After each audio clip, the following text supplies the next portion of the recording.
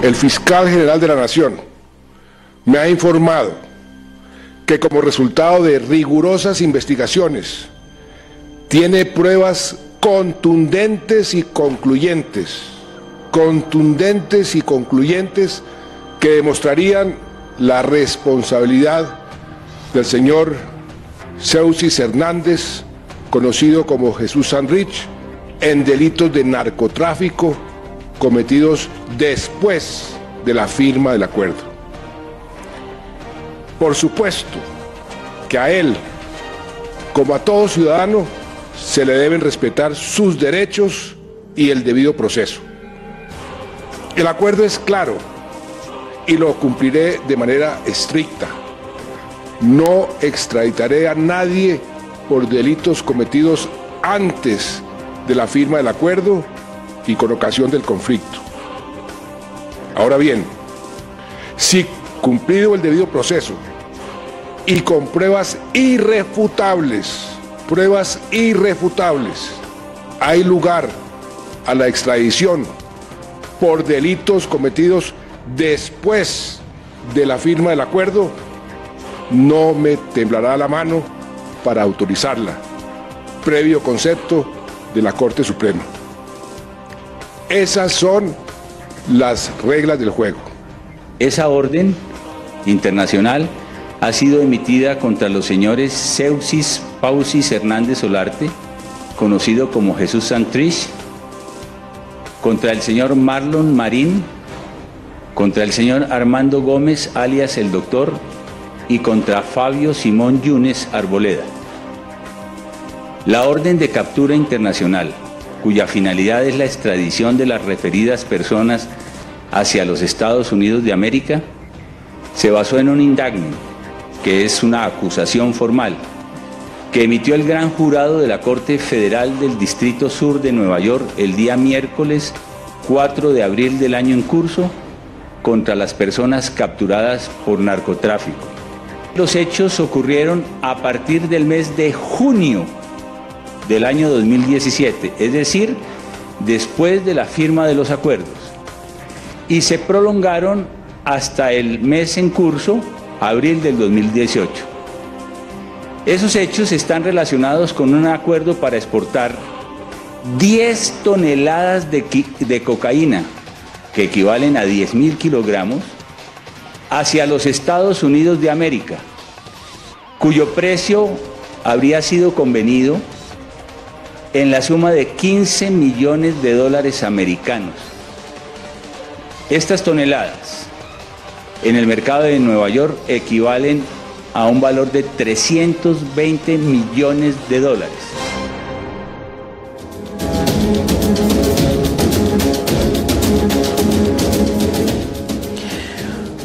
Bienvenidos a Semana en Vivo. Teníamos precisamente hoy un panel muy impresionante de expertos en el tema de la implementación de los acuerdos de paz, a raíz de todos los cuestionamientos que se le han hecho y de otras que han sido tareas eficaces que se han hecho en torno a esa implementación. Pero desde luego esta noticia pues rompe cualquier marco de expectativa o cualquier escenario que uno tuviera previsto, y hemos decidido hacer una especie de evaluación sobre los efectos que pueda tener esta noticia de hoy, la captura o la retención o el allanamiento primero y después la captura de Jesús Santrich y otros 2 miembros de las FARC por un pedido de extradición, como bien lo dice el fiscal general. Los invitados a este debate son los siguientes. Nuestros invitados son Andrés Stapler, director de la Agencia Colombiana para la Reincorporación y Normalización; María Victoria Llorente, directora de la Fundación Ideas para la Paz; Ariel Ávila, subdirector de la Fundación Paz y Reconciliación; General en retiro Rafael Colón Torres, exdirector del programa presidencial Acción contra Minas Antipersonal; David Flores, ex candidato a la Cámara por la Fuerza Alternativa Revolucionaria del Común, FARC.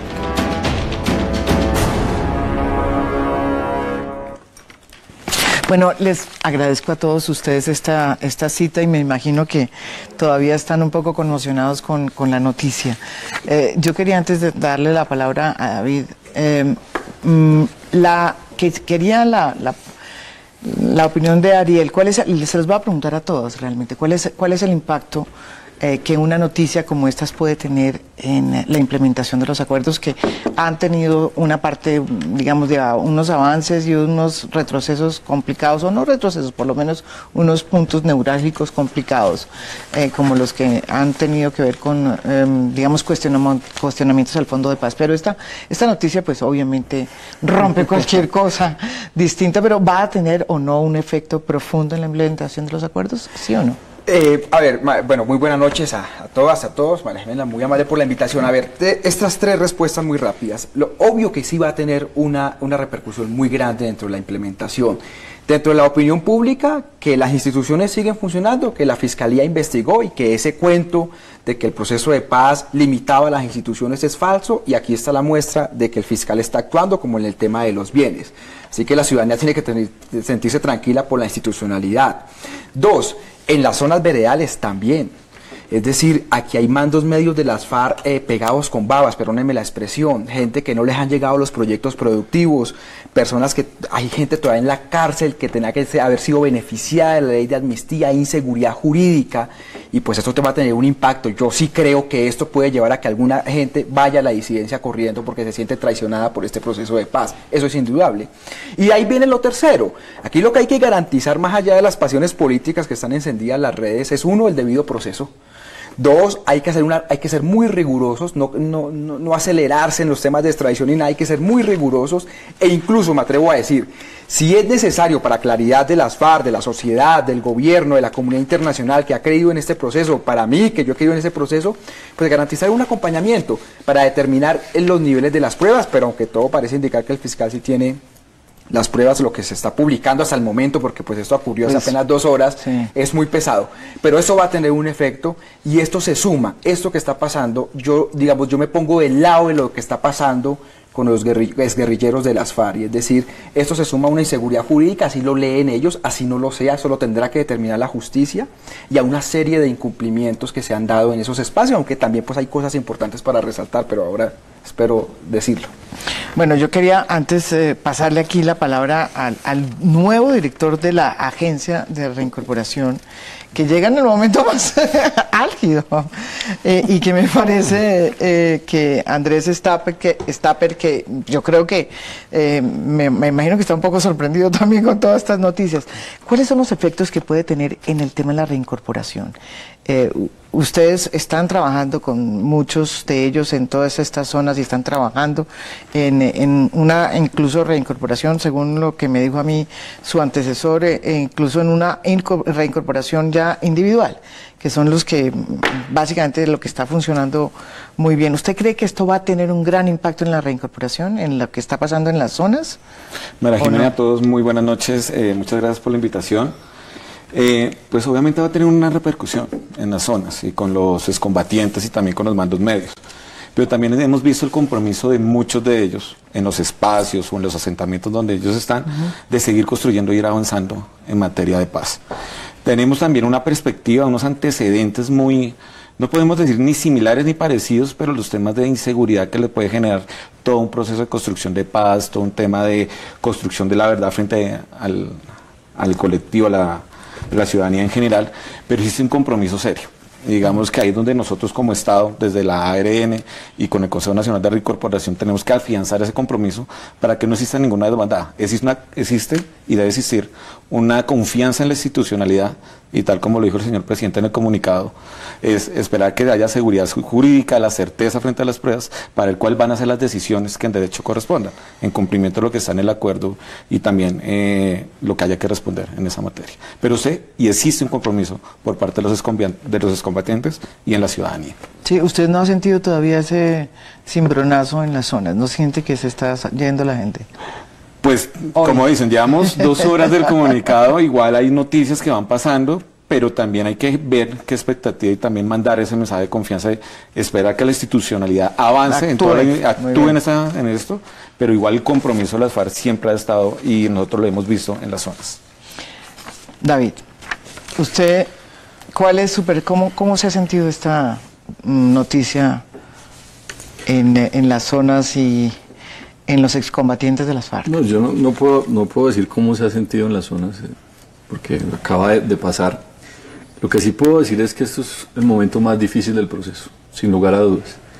Y aquí ante lo que estamos, y no se puede calificar de otra forma, es ante un acto de perfidia, de violación flagrante del acuerdo de paz, mediante un burdo montaje. El fiscal Martínez, que no presenta ninguna prueba, no presenta ningún video ni ninguna conversación, que evidentemente ha estado siempre contra el proceso de paz, que ha saboteado sistemáticamente la firma y posteriormente su implementación, pues le acaba de dar un golpe muy fuerte, porque es que Jesús Santrich no es cualquier persona en las FARC. Jesús Santrich fue un negociador del acuerdo. Jesús Santrich hace parte de la Dirección Nacional de las FARC. Jesús Santrich debe ser representante a la Cámara por el departamento de Antioquia. ¿Qué puede pensar un guerrillero de base si eso sucede con una persona que firmó, digamos, en representación del conjunto de la organización, el acuerdo de paz? Pero además aquí hay otra cosa que no comparto frente a lo que dijo Ariel. Por ejemplo, aquí no hay confianza en las instituciones. La Jurisdicción Especial de Paz hace parte del ordenamiento jurídico colombiano y aquí ha sido violado. La Jurisdicción Especial de Paz dice claramente que frente a estos hechos debe ser ella misma la que pueda conceptuar y decir efectivamente ocurrieron estos hechos o no ocurrieron, y avanzar en esa dirección. Entonces hay una aclaración que ella hace. Inclusive ya salió la doctora Linares a decir eso, a pedir claramente que allí es sus competencias la Jurisdicción Especial de Paz. Entonces ese es el mismo Estado violando una jurisdicción que hace parte del ordenamiento jurídico. Entonces qué tranquilidad y qué confianza puede haber. O sea, Jesús Santrich y los demás capturados deben ser vencidos en juicio, ¿cierto? Antes de ser llevados a la extradición. Pero este es, digamos, el punto de colofón de una situación absolutamente gravosa. Y aquí es importante decir lo siguiente: mire, hay 51 excombatientes que han sido asesinados desde que se firmó el proceso de paz, 625 prisioneros políticos, hombres y mujeres de las FARC que debieran estar libres, siguen hoy en las cárceles. Solo se ha firmado o está en ejecución un proyecto productivo. Es decir, aquí pero también porque las FARC no han podido ahorita podemos discutir sobre eso, pero lo que quiero plantear acá es que este es si se quiere, la cereza de un pastel perverso, de un pastel envenenado del incumplimiento del Estado frente al acuerdo de paz. Y quiero ser muy enfático en esto: no el incumplimiento a las FARC, es el incumplimiento a la sociedad colombiana, que tiene derecho a la paz, y a millones de personas que respaldaron el proceso, que votaron por el sí, que se han movilizado y que han apoyado esto. Este es un momento muy grave y yo creo que eso no puede quedar la menor duda. María Victoria. Bueno, yo muchas gracias, María Jimena, por invitarme. Me acuerdo la última vez que estuve acá, estábamos también con una noticia. Sí, ¿no, verdad? Sí, en desarrollo. En desarrollo. ¿Qué llamamos esto? Sí. Bueno, pero cambiamos el tema, pero bueno, está todo muy caliente, pero. Sí, pero bueno, es lo que pasa en este país. Siempre hay noticias importantes. No, a ver, yo realmente no quisiera como enmarcar esta discusión en que si el Estado colombiano está incumpliendo o no.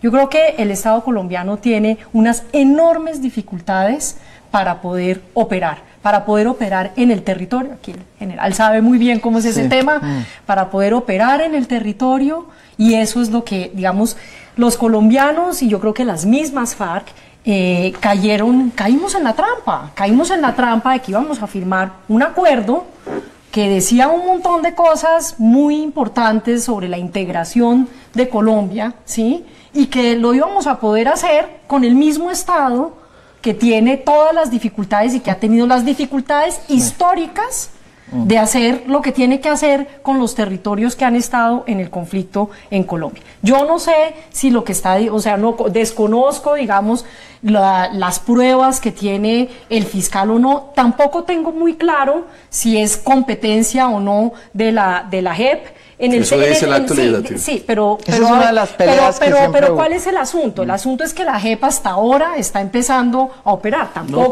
pero jurídicamente existe, sí, no se puede matizar en ese sentido. Jurídicamente existe, pero tampoco está operando per se. Bueno, ya están los magistrados nombrados. Yo lo dejé hablar y lo escuché, bueno. Entonces creo que digamos ahí hay...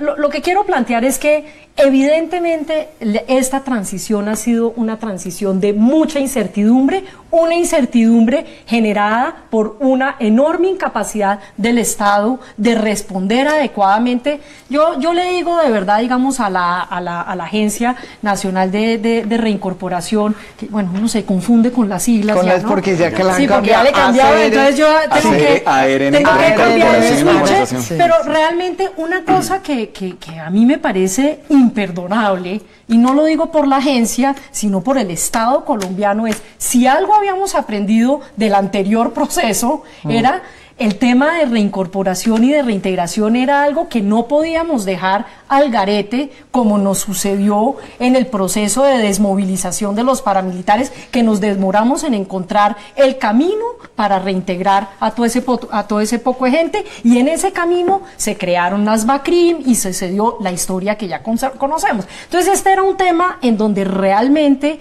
no podíamos esperarnos a un año después a ver qué es lo que va a pasar y cómo es que los vamos a reincorporar. Y vuelvo y digo, no es una crítica a la agencia. ¿Se refiere al tema de la reincorporación que se pactó en el acuerdo de La Habana, que era una reincorporación colectiva? Colectiva, pero ¿dónde está la reincorporación colectiva? ¿Dónde está, digamos, ahí lo que han habido es una cantidad de incentivos para que la gente que está en esos territorios, hay que ir a esas zonas. Acaban ellos de hacer un comunicado que tengo acá sobre lo que está sucediendo en esas zonas, y lo que dicen comunicado, pues básicamente dicen que se están muriendo de hambre en las zonas, que tienen, digamos, hay una cantidad, digamos, de condiciones de vida inapropiadas en estas zonas, y que no tienen ninguna certidumbre. Entonces yo creo que esto de Santrich es un elemento más. Yo no diría, no estoy segura que sea la cereza en el ponqué, porque lo que está sucediendo también es que, y lo hemos nosotros podido corroborar en trabajo de campo, es que la gente que está en el territorio, la guerrillerada que está en el territorio, han estado cada vez más molestos también con la cúpula de las FARC, en el sentido de que se han sentido abandonados también por la cúpula. Entonces ahí por estos que han estado, que su interés es hacer política, entrar al Congreso, y dejaron a la guerrillerada suelta. Esa es, no lo digo que todos están diciendo eso, pero esa es una vivencia que nosotros estamos recolectando en terreno. Entonces yo creo que esto aquí ahora, y solamente quiero recordar un último hecho, y yo entiendo claramente que el proceso con los paramilitares es de una naturaleza distinta al proceso con las FARC, pero no olvidemos que también se extraditaron a 8 cabecillas de los paramilitares y seguimos adelante.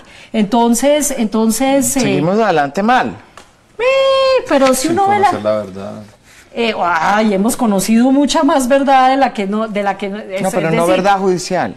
Bueno, verdad judicial tal vez no, pero sí hay mucha más verdad, hay mucha más verdad de la que había antes. Antes no sabíamos ni quiénes eran ellos, ni quién era el señor, ¿cómo era? El señor Macaco. Cuando fueron a coger al señor Macaco, ¿sabían quién era el señor Macaco cuando empezaron a hacer las negociaciones en ese entonces? Entonces yo diría que aquí estamos, hay que ver como las cosas como con más perspectiva, y entender que estamos en un paso más en este proceso, que es un proceso de mucha incertidumbre. Gracias, María Jimena, buenas noches. Bueno, usted que conoce esas zonas y las regiones además. María Jimena, hay dos cosas, en principio, buenas noches para todos. ¿Qué impacto cree usted que tenga esto? En primer lugar, yo creo que Colombia tiene unas instituciones democráticas que hacen parte de este Estado de Derecho y por eso funcionan. Con todas sus imperfecciones, hay instituciones que son vigentes y que tienen un valor supremo y que fortalecen esta democracia. Estamos en un Estado social de derecho. Lo que acaba de ocurrir con el señor Santrich, en términos mediáticos, es un golpe certero a la nariz de la credibilidad de la FARC. Y yo pienso que ante esto, lo que tiene que tener la opinión nacional es ponderación. No podemos tomar una posición inmediata sobre los efectos que podría tener esto, pero sí en los términos de la implementación yo quisiera tener presentar dos perspectivas. En principio, la disfuncionalidad que existe en el seno de las instituciones para ocupar el territorio, que era lo que pretendía el acuerdo de paz con la FARC, que la institucionalidad llegara allí y en realidad se ejercieran o se produjeran esas transformaciones que tenían azotadas, que necesitaban las regiones, que necesitaban las comunidades. Esa disfuncionalidad existe en cualquier familia, pero también existe en las instituciones del Estado que fueron creadas sin recursos, que fueron creadas a destiempo de lo que iba ocurriendo en La Habana, mientras en La Habana se iban tomando decisiones, aquí en el país no iba con esa misma velocidad de los acuerdos. Entonces yo creo que no va a haber el tiempo para este gobierno de poner a funcionar toda la institucionalidad para que implemente los acuerdos. Pero lo estratégico tiene que ser en la revisión estructural del acuerdo. Lo que acaba de suceder con Santrich le deja a la opinión pública más dudas de la credibilidad de la FARC frente a los temas que están en cuestión sobre la FARC. La entrega de sus armas fue completa o siguen algunos remanentes de armas de la FARC en algunos lugares que no... ¿Usted cree que no fue completa? Yo creo que no fue completa. Es decir, esto me genera más dudas y me baja a mí del sueño que tenía y del afecto que siento sentimentalmente hacia el proceso de paz, pero ya si se comprueba, como lo dice el fiscal y como lo manifiesta el presidente hacia la opinión nacional, que hay pruebas contundentes sobre las actividades de Santrich, y eso lo define la competencia, es la fecha en que ocurre el evento que hace Santrich. Si fue después del acuerdo de la FARC es gravísimo. Entonces vuelven y se hacen los cuestionamientos. Las armas de la FARC, los bienes de la FARC, la verdad de la FARC, que está actuando y participando en la verificación de los procesos y las mismas políticas públicas sin haber pasado por la Justicia Especial para la Paz, y su conexión con el narcotráfico y el cuestionamiento que se hace también con los frentes disidentes de la FARC. ¿Son consentidos de la FARC? ¿Son estimulados por la misma FARC? ¿Es un brazo armado político? ¿Usted cree que son disidentes? Pues yo quisiera que no ocurriera. Porque he visto... Mauricio, ¿usted cree que hay una conexión entre los disidentes y los que... Esto que acaba de ocurrir con Santrich es gravísimo y eso le genera ese estímulo al debate en este momento. Porque ¿por qué esos grupos que tiene Gentil, Duarte y los otros frentes que están disidentes recibirían seguramente inmediatamente a estos jóvenes que están allí en las zonas donde están concentradas la FARC ahora, que seguramente están viendo este escándalo nacional frente a la captura que ocurre con Santrich? Yo quisiera, digamos, primero aquí no puede haber duda que si alguien ha cumplido el acuerdo de paz ha sido las FARC. Y claro, por supuesto lo que buscan hechos de esta naturaleza es generarle una pérdida de credibilidad a esta realidad. Y por supuesto a mí me duele mucho escuchar las palabras del general Colón, porque sí que ha sido un hombre comprometido con el proceso. Pero evidentemente aquí, digamos, para recordar y para que la gente lo sepa, este ha sido un proceso donde inclusive las FARC entregó casi 2 armas por hombre. Ha entregado una cantidad, en términos numéricos y cuantiosos, enorme de bienes, de oro. Bueno, es una cosa que inclusive no se había visto tan claramente en otros procesos, a pesar de las dinámicas de incumplimiento sistemáticas del Estado. Pero en segundo lugar, algo que se me olvidó mencionar ahorita en el planteamiento inicial, y es que sí es por lo menos muy dudoso que este hecho se dé por una solicitud de los Estados Unidos justo 5 días antes de la visita del presidente Donald Trump. Pero es que lo dice el fiscal, lo dice el fiscal general de la Nación. Pero y el mismo fiscal dice una petición, habrá el debido proceso, existirá el debido proceso. General Colón, o sea, quienes vimos la orden de captura está clarísimo que es por una orden que hace un juzgado de los Estados Unidos. Es decir, esto no fue un acto que iniciara jurídicamente en Colombia, esto es un acto que jurídicamente la investigación empezó en los Estados Unidos. Entonces, digamos, aquí hay todos los elementos para decir que el presidente Donald Trump ha pedido, al parecer, pues un hecho por parte del Estado colombiano frente a una política que evidentemente, pues al parecer no comparte. Entonces yo creo que esto genera mucho más dudas y complejiza mucho más la situación. Bueno, es cierto, complica aún más todo el hecho de que se avecina una corta visita del presidente Donald Trump para el domingo, que llegará el sábado por la noche, y el domingo se reunirá con el presidente de la República. Eso por lo menos está planteado después de su viaje de Lima. No se vayan, estamos aquí en Semana en Vivo hablando sobre la gran noticia de este día, que es la captura de Jesús Santrich.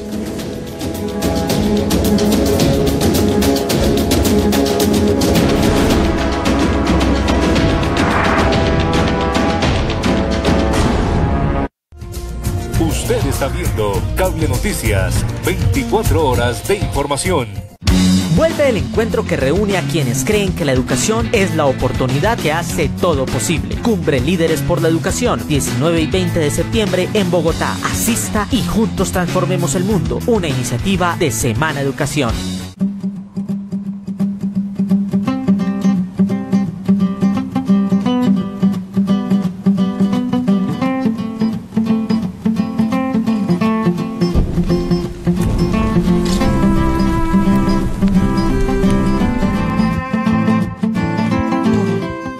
Siga en Semana cubrimiento periodístico de las elecciones 2018. Minuto a minuto, candidatos al polígrafo, elecciones en las regiones, encuestas, infografías, datos y el mejor equipo periodístico. Semana, análisis informativo para una elección inteligente.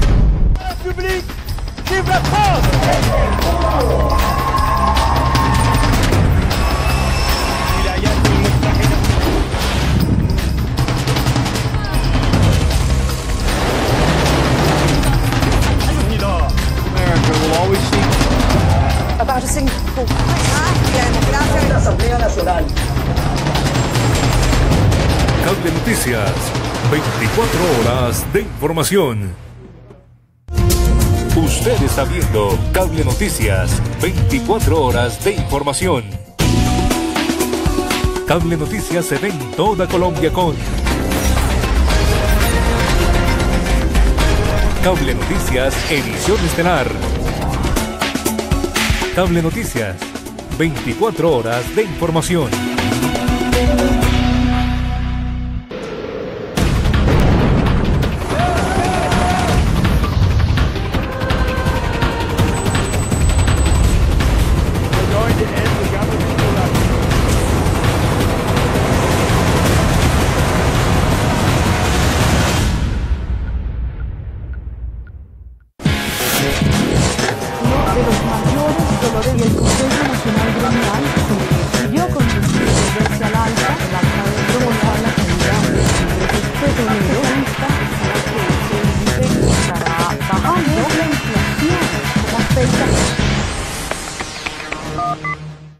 Continúe viendo Cable Noticias, 24 horas de información.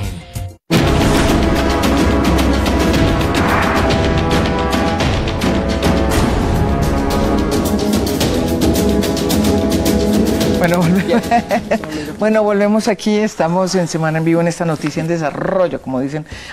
Ariel, usted tenía... A ver, María Jimena, dos asuntos sobre esto. Mira, yo creo que esto, lo que pasa con Santrich, no puede minar la confianza de las personas que creemos en el proceso de paz. Yo solo quiero darle estos daticos. Mire, las elecciones del pasado 11 de marzo, solo 2 municipios con hechos de violencia. En el año 2006 o 2002, etcétera, eran 400. O sea, estas fueron las elecciones más pacíficas. Y los 2 hechos, uno fue en Pizarro, que fue la comunidad la que salió a protestar por unos incumplimientos en el tema de electrificación. Entonces, esto ha tenido el batallón el pabellón de lisiados en el hospital militar está a punto de desaparecer. Otro dato. Las FARC entregaron 1.32 armas por desmovilizado, los paras 0.6, o sea, las FARC entregaron el doble de armas por desmovilizado que el promedio de los paras, y el más alto, porque esto además lo hicimos con la FIB, el más alto había sido el de Afganistán con 0.76. Entonces aquí hay unos hechos importantes. Ahora, ¿cuál es el lío? el lío no es que el proceso, digamos, el proceso de la dejación de armas nos haya salido mal, no nos salió mal. Lo que nos ha salido mal, o lo que nos está saliendo muy mal, es la implementación territorial de los acuerdos de paz. Por esto, desafortunadamente la población urbana, como no lee, como es la mayoría de esta ciudad, por ejemplo, piensa que los acuerdos de paz son para las FARC, y no son para las FARC, son para la sociedad. Nosotros, de las 143 medidas en el acuerdo de paz, 130 es para la sociedad. Vías terciarias, proyectos productivos, distrito de riego, formalización de tierra. Y la gente no ha recibido eso. Y te digo una cosa, no solo es, y eso es para entrar ya en materia, no solo es que la plata que se ha ejecutado no se haya gastado bien, lo cual está por determinar si... Eso todavía no se sabe. Exactamente, si la señora Gloria Ospina contrató o no contrató un amigo, un familiar, lo que sea, pues eso está por determinarse, sino que es que hubo plata que no se ejecutó. Habían 20 millones de dólares para ejecutar en proyectos productivos, no se ejecutó. Yo le decía ahorita al nuevo director de la Agencia Nacional de Reincorporación, yo confío en usted, porque el que hizo lo que hizo el anterior no lo hizo bien. No tenemos proyectos productivos, hay 3 proyectos productivos andando. Que las FARC también tienen culpa porque no sabían para formularlo. Estamos de acuerdo, pero al territorio no han llegado. O sea, hay un momento que no han llegado. ¿Y hace cuánto se hizo eso? Llevamos más de casi año y medio desde que se hizo eso. Entonces, las demoras son sustanciales. Y termino con esto. Pero el riesgo mayor que tenemos ahorita es lo que estamos viviendo en el Pacífico nariñense, lo que estamos viviendo en el Bajo Cauca antioqueño con los Pacheli, los Zorros, los Negritos, los no sé qué. Es que lo que yo no quiero es que Colombia repita un nuevo ciclo de violencia, otro tipo de violencia, pero porque eso fue lo que nos comprometimos, acabar las causas estructurales del conflicto. No hemos podido. A ver, yo creo que es hora que usted de alguna manera... La réplica. Le damos la réplica. Voy a comenzar, por ejemplo, con lo que expresó María Victoria frente a lo del comunicado por parte de FARC, frente a lo que ha sido la implementación de los acuerdos. Digamos, la reincorporación está avanzando y hay un avance que se tiene teniendo en cuenta lo que se ha planificado, las lecciones aprendidas. Obviamente, generar una expectativa que el proceso de reincorporación se va a estructurar en 7 meses, porque tenganlo presente, la reincorporación inició el 16 de agosto, una vez terminó el régimen de las zonas veredales. Ahí comenzamos a tener contacto con la población. Entonces, pensar que la implementación del proceso o el diseño del proceso va a estar en 7 meses es una expectativa que no se puede generar ni para la guerrillera ni para la comunidad en general. Pero ¿cómo hacemos para que eso no coincida? Porque en junio se terminan los subsidios que se le dan a los reinsertados. Esa es otra expectativa que también se está generando y que hay que colocar qué fue lo que se pactó en La Habana y hacer el balance de qué es lo que se está cumpliendo. Por ejemplo, lo que apareció con el tema de la alimentación, que va hasta el 30 de junio o 1 de julio. Es muy claro que el acuerdo no estableció este tema de beneficios, ni tampoco estableció el tema de los espacios territoriales de capacitación y reincorporación. Lo que definió el acuerdo era 6 meses de las zonas veredales para el tema de la dejación de las armas, normalización y acreditación. Y de ahí para allá iniciaba la reincorporación. La reincorporación no necesita un espacio físico para hacerse, se hace en todo el territorio nacional. En marco de las inversiones que se hicieron en ese territorio, también era necesario capitalizar eso. ¿Para qué? Pero hubo un problema de cómo se hacía. El problema era, se había pactado...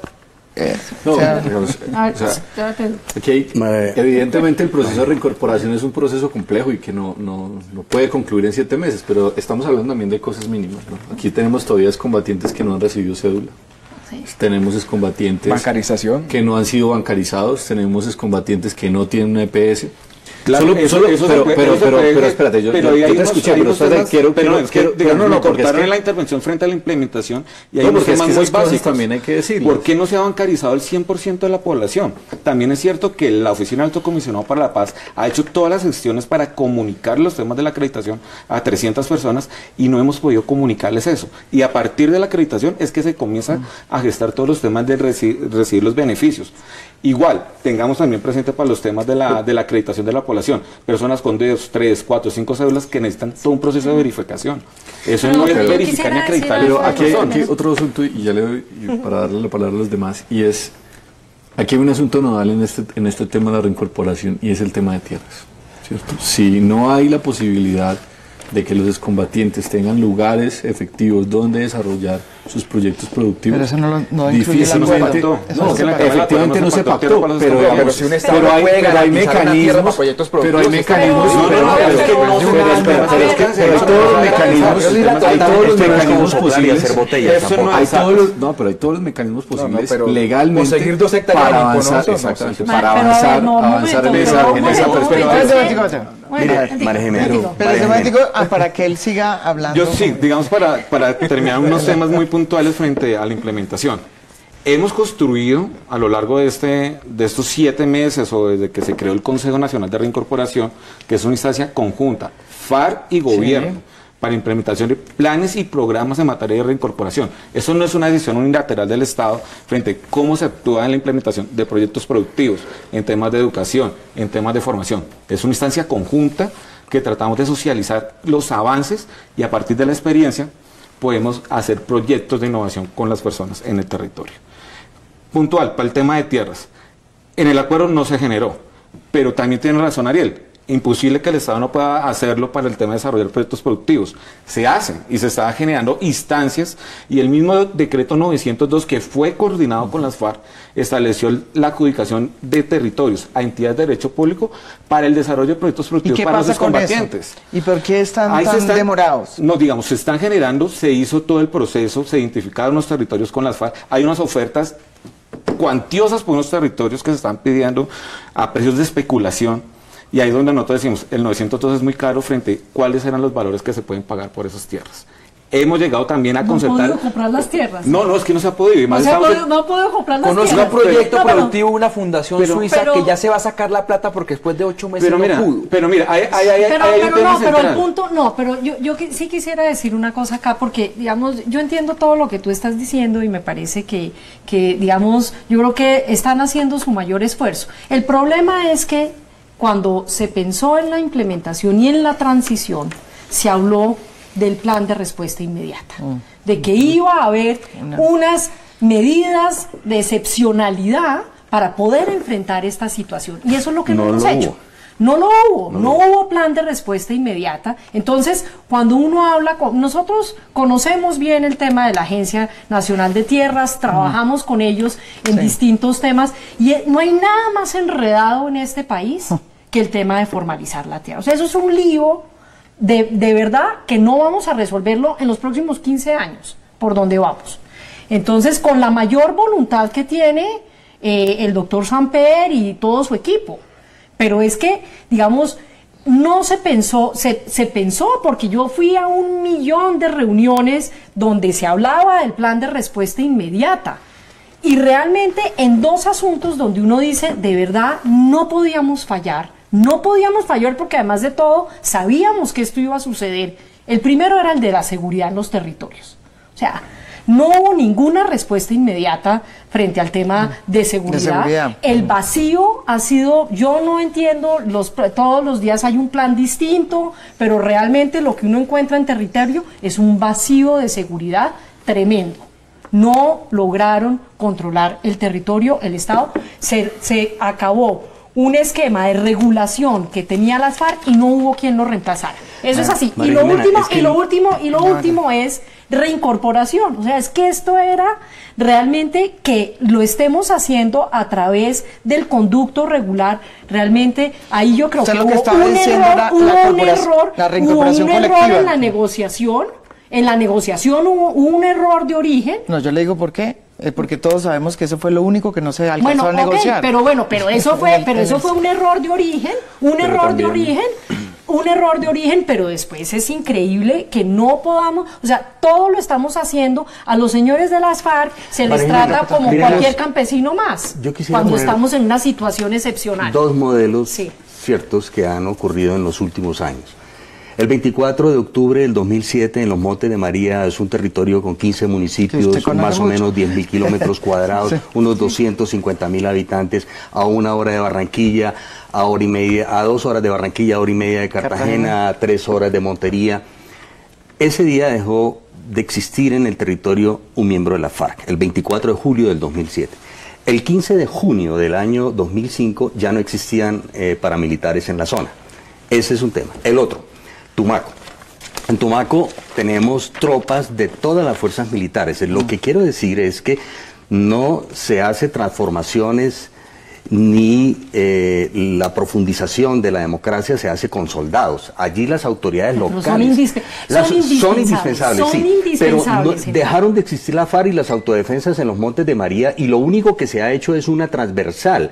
Los campesinos todavía me llaman y me dicen: general, no puedo llevar mis mercados, no puedo llevar mi llame espino, los aguacates no tienen mercados, las carreteras están malas, las ambulancias, compramos ambulancias y no tenemos mantenimiento. Le voy a dar un dato, general, no, pero sí lo quiero dar. Mire, ¿usted sabe en cuánto se han incrementado los homicidios en estos 2 primeros meses de este año con respecto a los 2 primeros meses del año pasado en los espacios territoriales? 66%, es que no es solo mientras que en el resto del país están cayendo los homicidios. No son solo las estrategias de seguridad, son las estrategias... Pero es mínimo, pero es básico. Sí, son básicas. Y allí está la fuerza pública. Pero debemos decir que tampoco está funcionando eso. No, es básico. Un pilar fundamental de la Guardia del Paz. No es todo y estoy de acuerdo con usted. Un pilar fundamental es fortalecer la gobernabilidad, los gobiernos locales, los alcaldes, los gobernadores, las instituciones. ¿Qué hace usted? Miren, nosotros hemos estado acompañando el piloto de esfuerzo conjunto de Briceño, que usted sabe muy bien de qué estamos hablando. Desminado. Que empezó con el desminado y luego el esfuerzo conjunto de sustitución. De coca. Briceño hoy en día es el municipio que tiene el mayor incremento de violencia homicida. Las disidencias ya están allá. O sea, uno ve a la institucionalidad y hemos acompañado al alcalde de Briceño en un esfuerzo de fortalecimiento de capacidades locales. Pero usted tiene 35 intervenciones distintas, totalmente desarticuladas, o sea, es el mismo Estado colombiano operando de la misma manera, descoordinada. Esa es la disfuncionalidad institucional en este sitio que era el sitio que debía funcionar. Ariel, y después... A ver, mire, sobre esto. Mira, yo creo que aquí hubo 2 grandes problemas. El primero es que mientras negociamos no nos dedicamos a planear, y esto nos cogió a toda velocidad. Claro, y lo cierto es, no, yo no creo. Fuiste a muchas reuniones. Pero mira, en general, el gran problema que tuvimos es que por lo menos se perdieron 6 o 7 meses y ya eso se nos salió de las manos. Mire, lo que pasó con los periodistas en Tumaco, de Ecuador. Ya está el Estado ecuatoriano negociando con alias Guacho. O sea, ya le dieron legitimidad a unos bandidos como esos. Y ya en 4 meses vuelve a ocurrir lo mismo, y el Estado colombiano no ha hecho nada. Lo único que dijo el ministro de Defensa es: no, es que ya no están en el territorio colombiano, están en el territorio ecuatoriano. Se acabó. Y allá, hace 1 mes y medio, teníamos el famoso Plan Horus, que venía del Plan Victoria, que era un militar prácticamente cada 100 metros. Mira, y pasó eso. O sea, aquí sí hay improvisación y falta de entendimiento de lo que significa conflicto territorial. Pero lo otro que nos pasó, y tal vez esto es que nosotros no logramos armar una arquitectura institucional para implementar esto. No, digamos, está Rafael Pardo y está la ART, y por otro lado entonces está la reincorporación colectiva no se dio, o sí se dio. La reincorporación colectiva no se dio. Joshua Mitorti se opuso porque él solo creía en su modelo individual de los paramilitares, el modelo de Ventanilla, y cada cual por su lado. Y no logramos armar una arquitectura. Si hoy usted le coloca cabeza a eso o lo que dice María Victoria Llorente es el desfile de chalecos en los territorios. Cada institución con 2 de chalequito, y usted va a una reunión y son 10 de la comunidad y 200 chalecos de funcionarios del Estado contratados por meses, y a los 3 meses los cambian por otros. No logramos armar una institucionalidad para esto. O sea, las altas consejerías son como tumores que le salen al Estado, nadie les hace caso, no tienen presupuesto, dependen de la cooperación internacional. Ni planeamos, aunque estuvimos en muchas reuniones, pero para mí eso no es planeación, ni logramos armar una institucionalidad clara. Yo quería hacerle la pregunta a usted, Andrés, ¿qué pasó con la reincorporación colectiva y eso? ¿Cómo puede impactar de alguna manera digamos, este comunicado que sacaron las FARC que estaban en las zonas? ¿Funcionó o no funcionó la reincorporación colectiva? Para allá es donde quiero yo también poner unos puntos muy claros. La política de reincorporación, tal como se hace, la política de largo aliento, es la que se debe concertar con las FARC y el gobierno nacional en marco de todas las instituciones que articulamos todo este proceso. Por eso quiero partir del punto es qué fue lo que se acordó en La Habana frente a la implementación en materia de reincorporación. Los temas de salud, los temas de bancarización, los desembolsos sí, económicos. pero de manera colectiva. Sí, claro, en materia colectiva. En ningún momento estoy desconociendo el tema y en ningún momento estamos diciendo que desde la ARN estamos promoviendo el tema que sea individual o por ventanilla.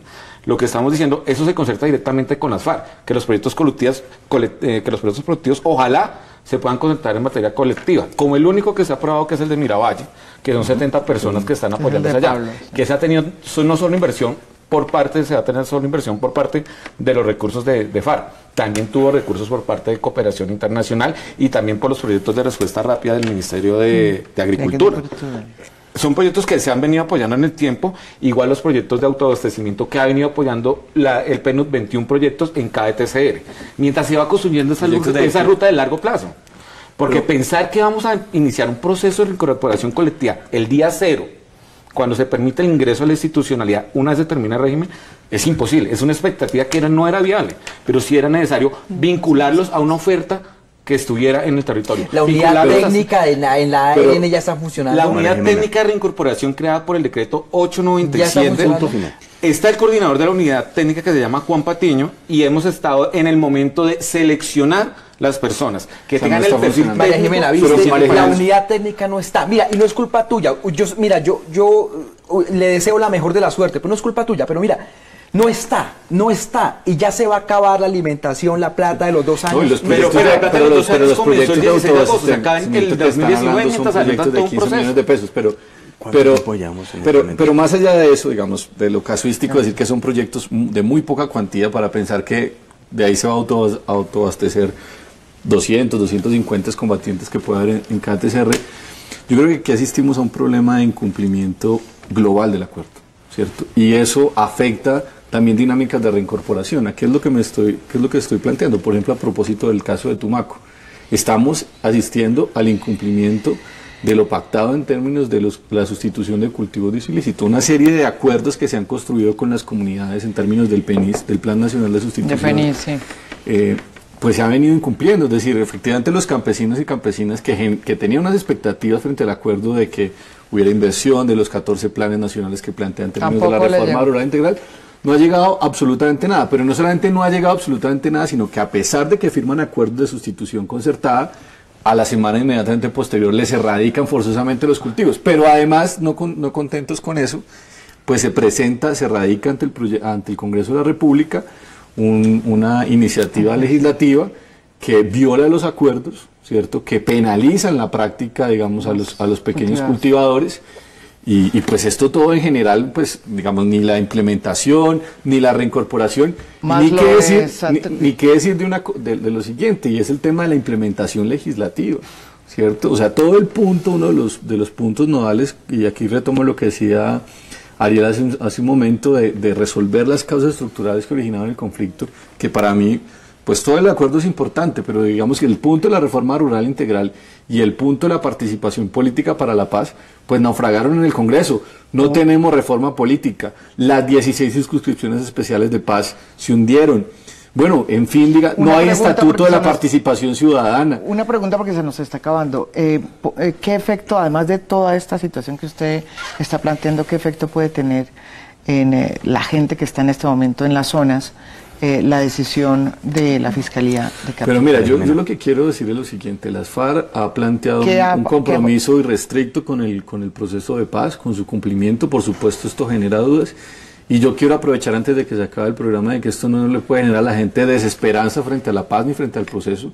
Esto lo que tiene es, por el contrario, hacernos a que todas las personas que hemos apoyado la paz desde mucho tiempo atrás, pues que mantengamos ese apoyo y sobre todo una exigencia al Estado para que cumpla esa iniciativa. Yo no podría decir qué va a pasar mañana. Lo que sí puedo decir fue lo que dije inicialmente, que esto es un grave golpe al proceso, que es un momento más difícil, y que sin lugar a dudas sí genera una enorme preocupación frente a la estabilidad del proceso. María Jimena, yo creo los colombianos queremos y nos gusta que todo se haga de un día para otro. Ya, la implementación, según los analistas, de un posconflicto por lo menos tardará 15 años. 15 años. La institucionalidad se está organizando, la institucionalidad ha hecho grandes esfuerzos y hay cosas positivas de lo que ha ocurrido en la implementación. Se paró la guerra con las FARC.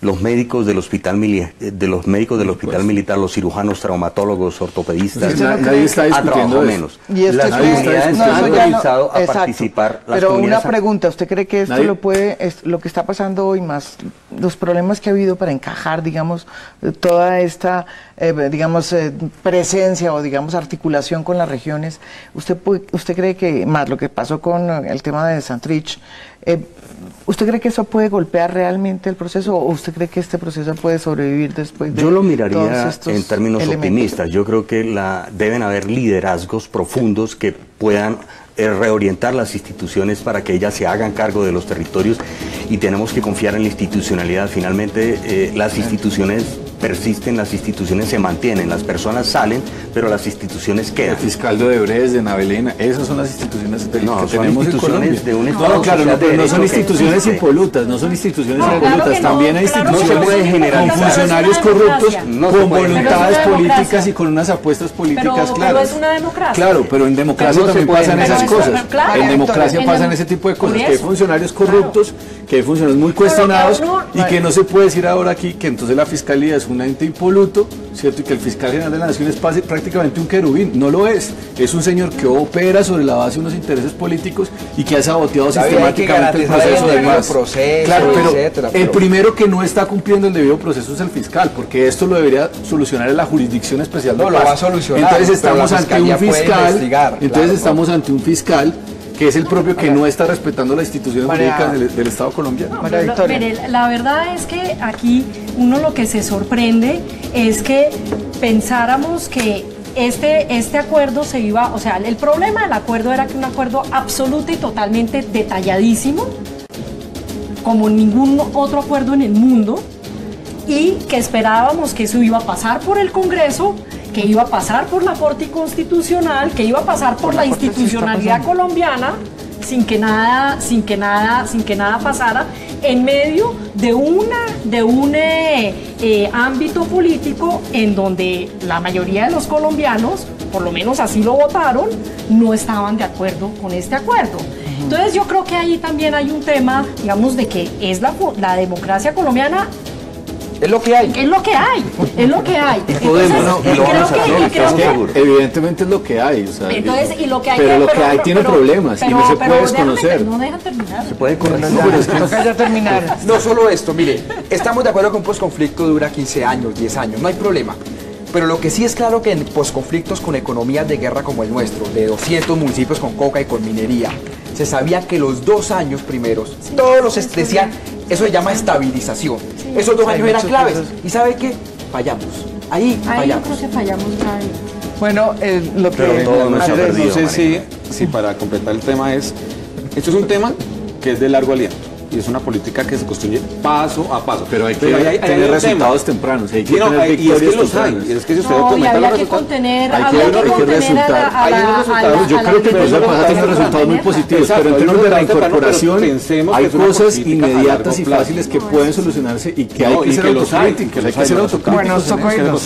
María Jimena, desminamos 225 municipios. No, yo sé que desminado ha funcionado muy bien. Hay intervenciones en 232 y las comunidades están participando. Desminado es una gran de sustitución con todas las imperfecciones que tienen las estrategias, sí, creo pero que están funcionando, están avanzando. No, es cierto, hay muchos avances, pero lo que estamos viendo aquí es que no solo el problema que hoy nos ocupa es realmente un problema, el problema más grande que tiene el proceso de paz, sino que se viene acumulando una serie de problemas que tienen que ver con, de pronto, esta incapacidad histórica por de alguna manera entender o establecer relaciones con esa Colombia regional que queda lejos de las grandes ciudades. Y eso ha sido un tema que hace por lo menos unos 50, 60 años nos tiene en las mismas y no hemos podido solucionarlo.